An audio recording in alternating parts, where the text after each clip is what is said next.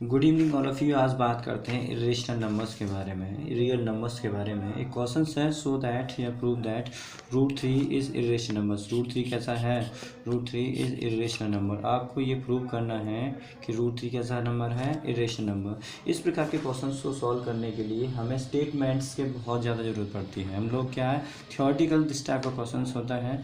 तो let us assume, हमने assume कर लिया क्या, वी आर अज्यूमिंग √3 कैसा नंबर है, रेशनल नंबर। जो नंबर्स इरेशनल था उसे आपने क्या अज्यूम कर लिया, रेशनल नंबर। जब आप इसे रेशनल अज्यूम कर लेते हैं तो आप इसे लिख सकते हैं PYQ फॉर्म में। लेकिन जो इरेशनल नंबर्स होते हैं वो कभी भी नहीं लिखे जा सकते। जितने भी इरेशनल नंबर्स होते हैं उसे नहीं लिख सकते, आप PYQ फॉर्म में नहीं लिख सकते।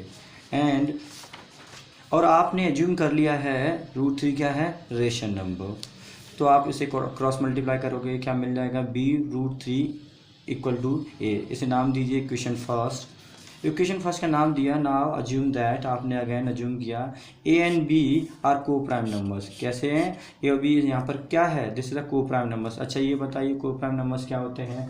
फॉर एग्जाम्पल्स आपके पास क्या 2 नंबर्स हैं। फॉर एग्जाम्पल्स आपने 2 नंबर्स लिए 21 एंड 22। ये कैसे नंबर्स हैं, को प्राइम नंबर्स। हाउ? तो आपने क्या किया, 21 का एलसीएम लिया, जैसे आप बेसिकली करते थे क्लास 8 में। आपने 22 का एलसीएम निकाला, इन दोनों को फैक्टराइज फॉर्म में लिखा आपने। नाउ 22 को फैक्टराइज फॉर्म में लिखा। अब ये बताइए इन दोनों नंबर्स में क्या कॉमन है। आपको मिलेगा द कॉमन इज़ ओनली 1। तो वही नंबर्स को प्राइम नंबर्स होते हैं जो हमेशा पेयर के फॉर्म में होते हैं, जिसका HCF क्या होता है, 1 होता है। तो कोई भी नंबर्स, तो इसका मतलब तो यही हुआ A और B के बीच में ओनली 1 ही कॉमन होगा। A और B में कुछ भी कॉमन नहीं हो सकता, इसीलिए this is the coprime numbers. आपने अज्यूम किया है, अभी ये क्या प्रूव होगा पता नहीं, आगे चलते हैं फ्यूचर में। Now assume that the A and B are the coprime numbers.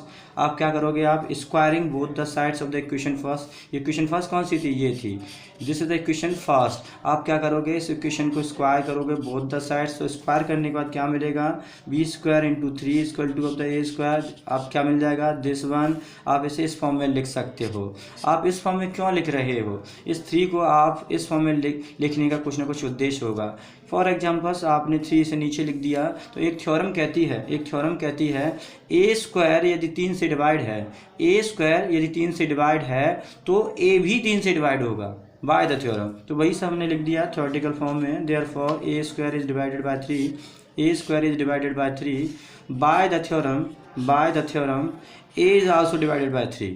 तो आपने क्या किया कि 3 को 3 से A² को डिवाइड किया, यदि वो डिवाइड हो जाता है, अज्यूम कर लिया है यदि A² 3 से डिवाइड है तो A भी 3 से डिवाइड होगा। इसका मतलब तो यही हुआ कि जो 3 है किसका फैक्टर है, A जो 3 है, 3 A का कॉमन फैक्टर है। मीन्स जब A को फैक्टराइज करोगे तो उसमें 3 कहीं ना कहीं आना चाहिए।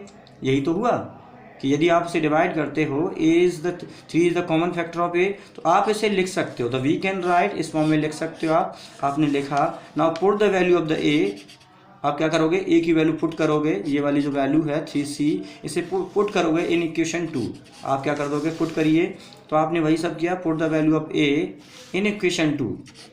पुट करने के बाद आपको मिला B² = 3C का होल स्क्वायर डिवाइड, सिंप्लीफाई किया, ये कैंसिल हुआ तो आपको ये मिला। आप सेम अगेन वही सब करोगे, 3 को इधर भेज दोगे। अब कर क्यों रहे हो, पहले A² के नीचे 3 था, अब B² के नीचे 3 है। तो आप ये प्रूव करना चाहते हैं, ये स्टेटमेंट को निकालना चाहते हो, A और B दोनों ही 3 के कॉमन फैक्टर हैं। 3 दोनों ही नंबर्स के बीच में आता है। It means that the B is divided by 3 by the theorem B is also divided by 3। A भी डिवाइड है 3 से, B भी डिवाइड है 3 से। इसका मतलब तो यही हुआ, therefore A and B at least 3 as a common factor. A और B के फैक्टराइज फॉर्म में लिख देने के बाद उसमें 3 क्या आना चाहिए, कॉमन फैक्टर आना चाहिए। लेकिन ऐसा नहीं आ सकता, क्यों, but contradict the fact that A and B are coprime. आपने सॉल्यूशन से निकाला 3 एज अ कॉमन फैक्टर, लेकिन ऐसा तो नहीं था। हमने शुरू में एज्यूम कर लिया था ये तो को प्राइम नंबर्स थे।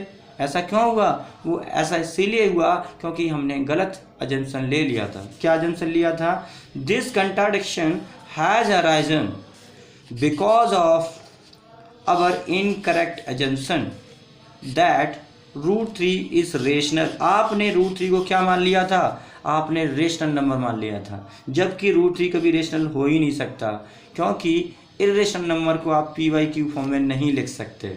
सो we can conclude root three is irrational number. बेटा इस जो क्वेश्चंस है ये रूट थ्री का, इसे आप थ्योरेटिकल ही समझा सकते हैं। इसे आप क्या स्टेटमेंट से आप क्या करोगे, रूट थ्री को एक बार रिवाइज करते हैं। रूट थ्री को क्या मान लोगे? रेशनल मान लोगे। जब रेशनल मान लिया तो ए वाई फॉर्म ए अपन बी के फॉर्म में लिख दोगे, क्रॉस मल्टीप्लाई करोगे, स्क्वायर बोथ द साइड करोगे, स्क्वायर बोथ द साइड कर लिया, आपको ये मिलेगा। आप ए के नीचे थ्री ले जाओगे एक बार, दूसरी बार में आप क्या करोगे, यहाँ से ये प्रूफ हो जाएगा a three is a common factor of a, तो आप ए इक्वल टू 3c लिख लोगे। इस वैल्यू को उसी सेकंड इक्वेशन में पुट करोगे। पुट करने के बाद क्या मिलेगा आपको बेटा, सिंप्लीफाई करोगे दिस फॉर्म, तो जो 3 ए के नीचे था, ए स्क्वायर के नीचे था, वो बी स्क्वायर के नीचे आ जाएगा। तो यहाँ से आपको एक स्टेटमेंट निकल के आता है कि ए और बी दोनों ही क्या at least 3 as a common factor, दोनों के अंदर क्या 3 कॉमन फैक्टर होगा, 3 as a common factor. But ऐसा नहीं हो सकता बिकॉज द इनकरेक्ट कॉन्ट्राडिक्ट हो जाएगा। द फैक्ट क्या था, A and B as a coprime numbers, तो वही सब आपको स्टेटमेंट लिख देना है। This contradiction has arisen because of our incorrect assumption. हमने गलत एजम्पशन ले लिया था। क्या गलत ले लिया था? Root three is rational. So आपको यही लाइन रिपीट कर देनी है। We can conclude that root three is rational number, hence proved, hence proved. Thank you.